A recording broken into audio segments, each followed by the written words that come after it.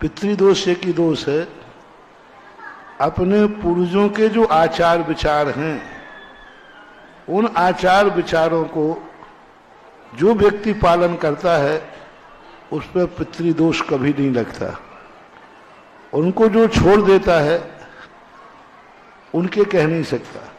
और सबसे बड़ा पितृदोष निवारण का उपाय मैं बता देता हूं, फिर भी तुम्हारे मन में बैठ गया हो तो आपके पूर्वजों ने आपके जन्म देते समय कौन से मंदिर में आपको 45वें दिन ले गए थे?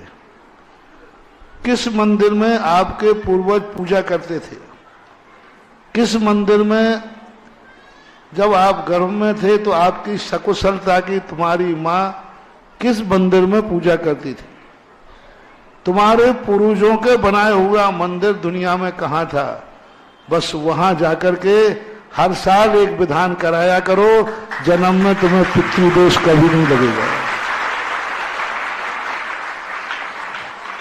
मंदिर उठा के ले आए हो तो बात अलग है।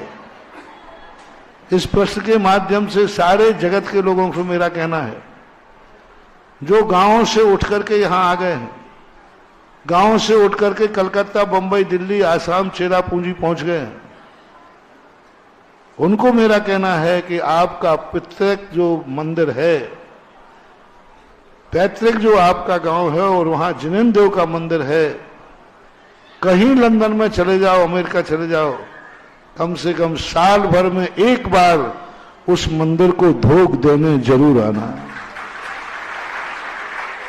साल भर में एक बार उस मंदिर में आकर अभिषेक जरूर करना, जहां तुम्हारे पूर्वजों का वंश जुड़ा हुआ है। साल भर में एक बार जाकर वहां विधान जरूर करना, क्योंकि वह मंदिर सुने ओम शांति, क्योंकि वह मंदिर तुम्हारे पूर्वजों ने बनाया है। उस मंदिर में तुम्हारे पूर्वजों ने पूजा की है। तुम्हारे वंश का जो कुछ भी शुरुआत है उस मंदिर से है। तो चाहे कितनी भी दूर जाओ, या तो फिर मंदिर को उठा के ले जाओ, और यदि मंदिर वहां विराजमान है तो प्रति वर्ष आपको एक परिवार के साथ में उस मंदिर में विधान करने जरूर आओ। सारे पितृदोष सब अपने आप ही खत्म हो जाएंगे। तुम मंदिरों को छोड़ के चले जाते हो, भगवान वहीं बैठे हैं, तुम्हारे पूर्वजों ने बैठा ला था, उन्होंने पंचकर्मा किए थे, उन्होंने पूजाएं की थी, वहां तुम्हारे सकुशल की दुआएं मांगी थी, और आज वो भगवान जिन्होंने दुआ दी थी वो गांव में जाकर के पूजा अभिषेक कुछ भी नहीं हो रहा, मंदिर में पड़े हैं। तो फिर कोई ना कोई तुम्हारा पुण्य है, इसलिए सकुशल हो। जिस दिन पुण्य की कमी आएगी उसी दिन तुम्हारी स्थिति बिगड़ जाएगी।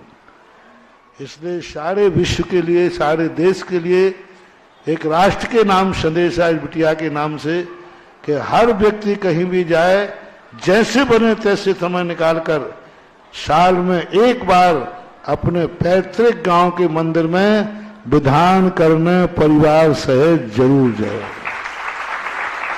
दूसरा, जितने लोग बाहर गए हैं वे सब मिलकर के एक तारीख निश्चित कर रहे हैं साल भर में। जैसे मान लो 100 घर थे किसी गांव में, वे सब दमोह में आ गए मान लीजिए, तो एक निश्चित करो कि हम सारे दुनिया में जहां इस गांव के लोग गए हैं, साल भर में फलानी तारीख में एक साथ आके विधान करेंगे और जुलूस निकालेंगे, श्री जी की यात्रा निकालेंगे, और सारे गांव को या आसपास के जैनी को बुला करके एक सामूहिक भोज करेंगे। तो वो मंदिर तुम्हारा पूर्वजों का इतनी दुआ देगा जितना पूर्वजों की दुआ मिलती है। पूर्वजों से तो हमें पता नहीं कि कहाँ है पूर्वज मरकर कहाँ चले गए हमें ये पता नहीं है, लेकिन पूर्वज जिस मंदिर में दुआ मांगते थे वो मंदिर तो पता है। वो मंदिर पता है कि नहीं है? पूर्वज तो पता नहीं वो कहाँ चले गए, लेकिन पूर्वज ने जहां दुआ मांगी थी हमारी सकुशलता की, वो मंदिर तो हमारे लिए मालूम है।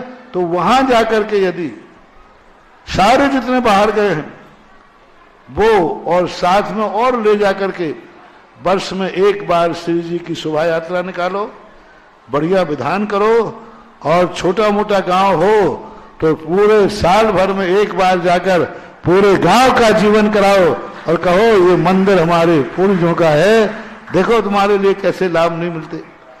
देखते हैं दुनिया का कौन पैतृक दोष है जो तुम्हें छू ही लेवे।